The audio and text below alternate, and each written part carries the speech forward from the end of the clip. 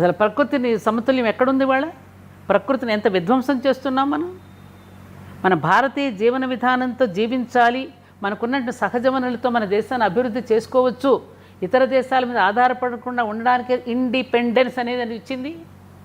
Dependent కాకుండా ఇండిపెండెంట్గా మన స్వేచ్ఛగా బ్రతకాలని కదా మనం తెచ్చుకున్నది. అదే కదా ఆనాడు వీర సావర్కర్ కానీ, మన సర్దార్ వల్లభాయ్ పటేల్ కానీ, బాలగంగాధర్ తిలక్ గారు కానీ ఆ స్వదేశీ విధానం మీద మనకు చెప్పింది అదే కదా. ఎవరికో పోతున్నాయి, లండన్లో ఉన్న వాళ్ళకి పోతున్నాయి మన డబ్బులని, అదేదో మన స్వదేశంలోనే ఉండాలని కదా తెచ్చుకున్నాం మనం. మరి ఇప్పుడు ఏం జరుగుతుంది? జరుగుతోందా? మన వనరులు వెనక్కి తీసి ఏమైనా చేస్తున్నామా మనం? పైగా ఉన్న వనరులు కూడా నాశనం చేసుకుంటే ఉత్తరాఖండ్లో ఏం జరిగింది? బిజినెస్ కోసం వాళ్ళు అక్కడ కూడా సర్వనాశనం చేసేసాం కదా. అక్కడికి పోయి